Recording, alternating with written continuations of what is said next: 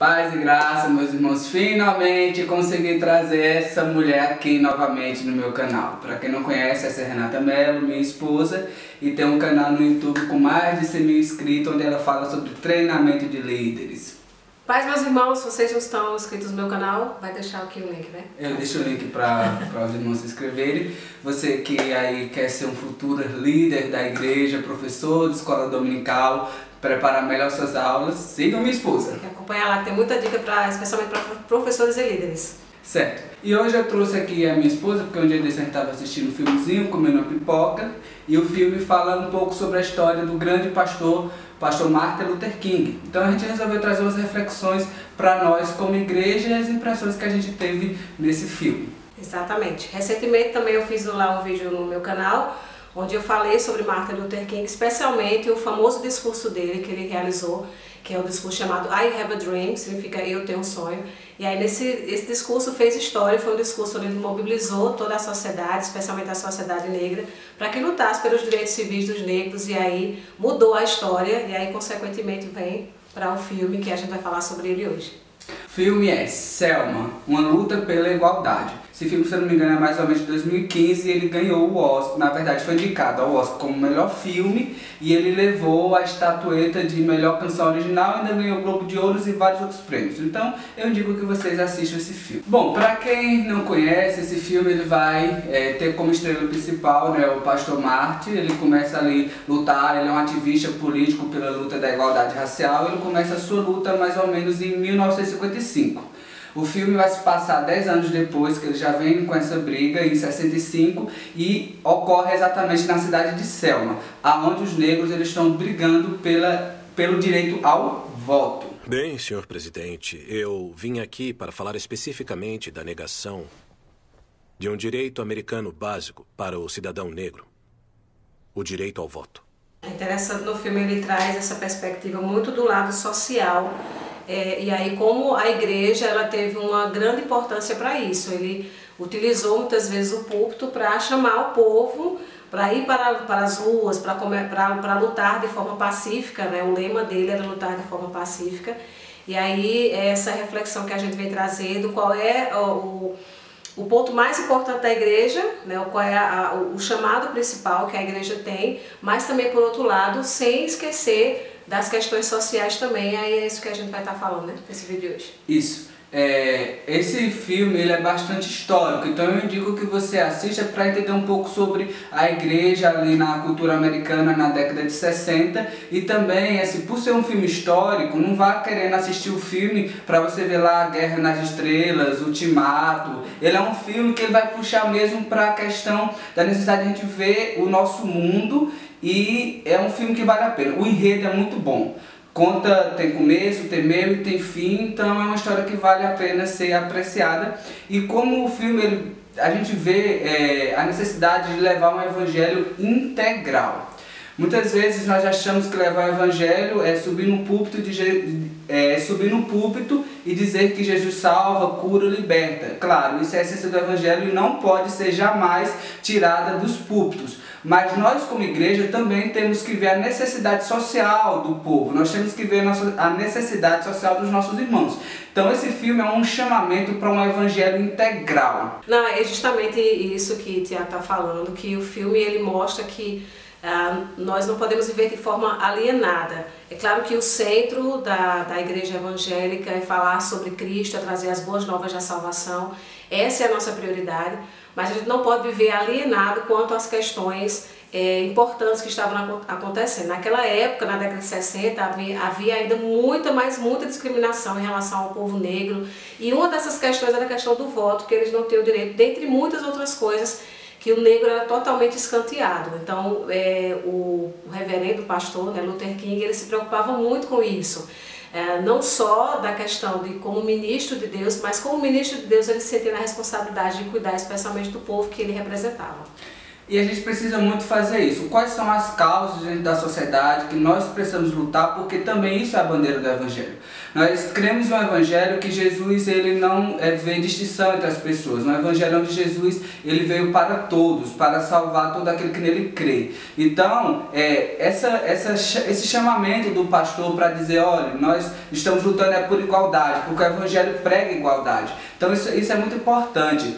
E com esse discurso ele também vai levar muitos a essa necessidade de viver de forma igualitária.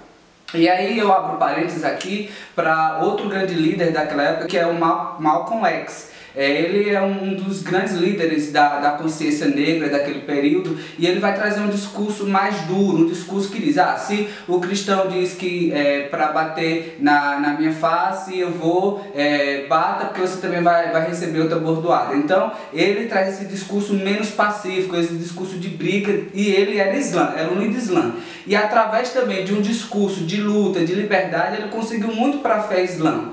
E aí eu pergunto, nesse momento social, nessas questões sociais que nós estamos vivendo, como é que nós podemos usar todas essas ferramentas para levar as pessoas a Cristo? Nós temos que pregar cada vez mais um evangelho que tenha não só uma consciência social, mas um evangelho integrado com o nosso tempo. Nós temos que criar medidas de como levar o evangelho para uma juventude que vem surgindo aí dentro do racionalismo, dentro do materialismo, e nós precisamos estar inseridos e não entre quatro paredes, somente pregando o evangelho, muitas vezes que não está conectado com o nosso tempo. Isso, o evangelho totalmente dentro dos nossos tempos, né? Então é um evangelho na prática. Então, se você for ver na palavra quantas situações aconteceram, que você vê na Bíblia, falando dos leprosos, falando de questões que fizeram parte daquele contexto. Hoje o contexto é outro, mas a palavra é a mesma, os princípios são os mesmos. Então aquilo que Jesus falava, aquilo que Jesus pregava, nós precisamos viver isso dentro do nosso contexto, na nossa realidade atual, dentro dessas questões sociais problemáticas que nós temos. Como é essa questão realmente em termos bíblicos? E aí eu me lembro muito de Paulo lá no Areópago, quando ele vai pregar em Atenas o Evangelho, ele chega lá e vê vários deuses, altares a vários deuses, e tem um altar específico ao Deus desconhecido. Lá era um povo tão pagão, tão idólatra, que eles tinham medo de não estar adorando a todos os deuses, então colocou um Deus que eles não conheciam, o altar ao Deus desconhecido. E Paulo ele pega essa questão cultural, essa questão do momento e diz, olha, esse Deus desconhecido que vocês adoram é Jesus Cristo, porque vocês ainda não conhecem. Eu vim trazer esse evangelho do Senhor Jesus Cristo. Então ele usa questões culturais, ele parte de um entendimento do povo para poder levar a mensagem de Cristo. Ele diz, olha, fiz de bobo para ganhar os tolos, né?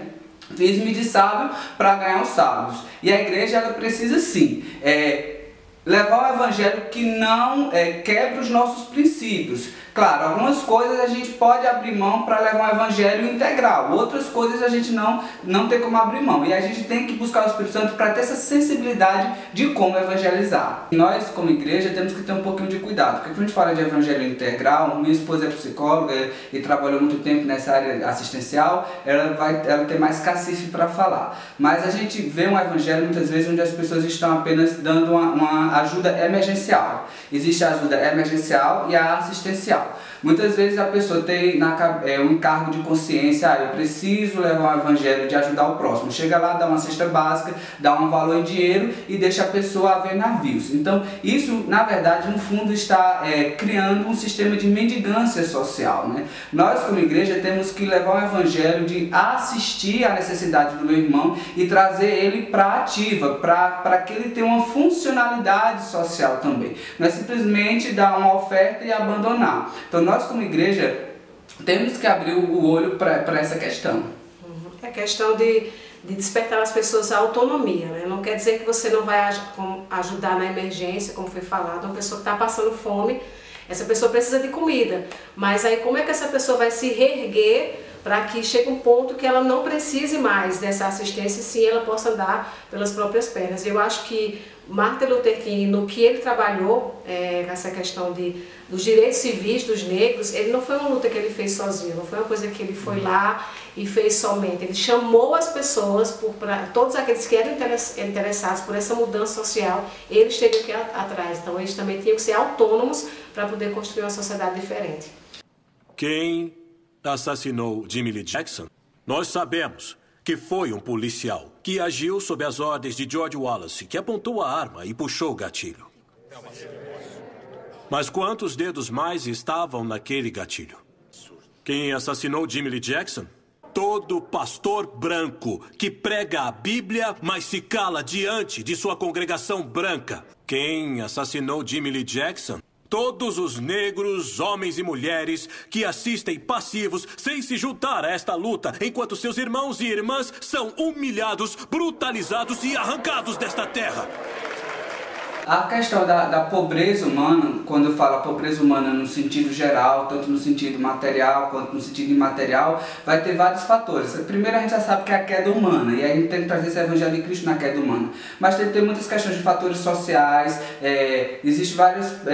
ou tantas outras questões biológicas envolvidas, emocionais, sociais, e nós como igreja temos que levar esse evangelho que resgate a pessoa e traga ele de uma forma que ele possa realmente contribuir novamente para a sociedade. Outra questão que eu quero abordar é que qual é o evangelho que nós realmente estamos pregando, né? No filme a gente vê que as pessoas elas são chamadas para a luta e para uma luta que eles poderiam até perder a vida, né? Nossas vidas não são vividas plenamente se nós estivermos dispostos a morrer por aqueles que amamos e pelo que aqui acreditamos. E o Evangelho de Cristo, o que é que nós estamos pregando para esses irmãos que estão chegando? Qual é a propaganda do Evangelho? Venha que você vai ser abençoado, venha que não vai ter mais problema na sua vida, venha porque agora você vai viver só de glória em glória. E o Evangelho a gente sabe que na verdade não é isso. O Evangelho é renúncia, o Evangelho no mundo tereis aflições, então a gente tem que ver isso na prática, como lá. Esse é um filme histórico da igreja cristã, onde você vai ver que pessoas morreram, onde você vai ver que muitas pessoas tiveram que perder o medo da sua própria vida por uma causa maior, porque essa causa estava toda amparada no Evangelho. Então é uma coisa que a gente tem como igreja que refletir.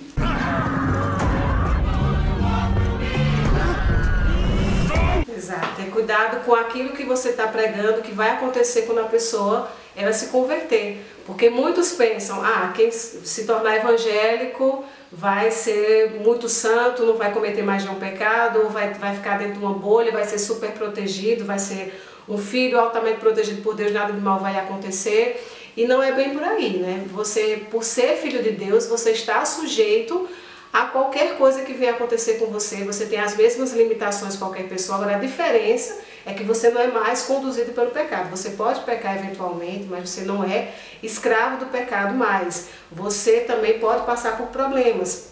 E o fato de você passar por problemas não é porque você está em pecado. Muitas vezes as pessoas associam a isso. A pessoa está passando por uma série de problemas aí, ela está em pecado, está sendo castigada. E não é por aí, é porque a vida realmente tem situações que às vezes fazem com que a gente sofra, mas o importante é aquele que está conosco. E aí nessa questão também que Renata falou sobre a questão de santidade, muitas vezes a gente faz uma propaganda também de um evangelho. O crente ele é santo, o crente ele não erra. Muitas vezes a gente prega um evangelho de uma santidade que está fora dos padrões de Cristo. Eu entendo, a gente sabe que a igreja é um hospital, né? A igreja é um hospital. Jesus ele veio para os doentes. Então quando a gente prega que aqui os cristãos eles vivem vida de santidade, que os cristãos eles não erram, que eles não pecam, a gente está levando a propaganda errada. E muitas pessoas que veem realmente a realidade da igreja vai dizer que hipócritas, eles estão querendo ser santos demais, mas no fundo o que eles fazem o que eles não fazem. O que eles fazem é o que deixam de fazer. E aí eu digo para você, meu irmão, vamos sim, cada vez mais ser autênticos, dizer, olha gente, a gente como igreja, a gente é um hospital, tem pessoas que estão em processo ainda do início da fé, que precisam amadurecer, tem outras pessoas que mesmo maduras também tem áreas que precisam ser melhoradas, porque isso vai criar, como é que eu digo, amor? Não é empatia, vai criar... Identificação? Identificação, sim, porque a pessoa que está lá no mundo, ele vai dizer, não vou para aquele lugar, porque isso ali só tem santos, só tem gente certa, eu sou tão errado, tão pecador, então eu preciso primeiro me consertar para aceitar Jesus. Então tem muita gente achando que precisa se consertar e só vai poder servir a Jesus quando se consertar, porque lá todo mundo é certinho. E a gente sabe que santidade é um processo, salvação é Salvação é quando eu aceito Jesus e digo que Ele é meu Senhor. Mas santificação é um processo e a gente tem que deixar isso bem claro para a pessoa que não tem a Cristo. Outra coisa que eu acho também da gente refletir a respeito, você vai perceber assistindo o filme, você deve assistir esse filme Selma, é quando você vê ali um homem totalmente comprometido e envolvido com a causa, que foi Martin Luther King, e ele também era um pai de família, era um esposo, e você vai perceber alguns certos conflitos de ver aquele pastor que estava tão entregue à causa, e aí às vezes algumas questões que sua família sofria com isso. E aí pode ficar uma reflexão também para aqueles que são líderes, para aqueles que são muito assim envolvidos com a igreja. É claro que você tem o chamado para pregar o evangelho, para servir a sua igreja e tal, mas ter esse cuidado para não esquecer também do seu papel dentro da sua família, como esposo, como pai, porque o primeiro ministério de um pastor, eu acredito que seja a sua família. Exatamente. Dentro do filme vai ter alguns líderes, eu não quero entrar em detalhes, que vai ter questão de conflito moral, para não acabar dando spoiler e você lá quando for assistir vai dizer, mas rapaz, ele já disse isso, assista. Então essa necessidade de realmente ter um acompanhamento de pessoas experientes e realmente essa questão de você tá olhando realmente para a sua família, que o seu lar é a primeira igreja para depois ter a sua igreja como congregação. Eu quero agradecer a você, estamos chegando ao final, que ficou até aqui o final desse vídeo, e agradecer a presença da minha esposa. Obrigada, foi ótimo estar aqui. Eu vou deixar aqui o link do vídeo que ela fala sobre o discurso de Martin Luther King, I have a... very well, Mr. Yo. Chaves, você leu em inglês? Eu? Sim, Chavinho. I have a dream. Pronto, eu vou tá treinando, chega lá. Pronto, eu vou deixar o link aqui para você ver o vídeo, se inscrever no canal dela e também aí não esqueça de se inscrever no canal aqui do irmão Tiago. Curtir o vídeo e compartilhar com outras pessoas que podem gostar dessa mensagem. E também deixe temas aqui pra gente trabalhar, questões que às vezes a gente pode falar não só simplesmente da fé, mas questões na igreja no contexto geral, deixe sugestões para que você possa contribuir também na produção de conteúdo. Isso. Obrigado e até a próxima. Paz e graça. Gravando. E outro ponto também que eu quero destacar dentro do filme, que eu me esqueci agora. Já falei. Já falou essa parte. Tem mais alguma coisa que eu acho que não vai ter mais nada não, né? Obrigada. Pode ser.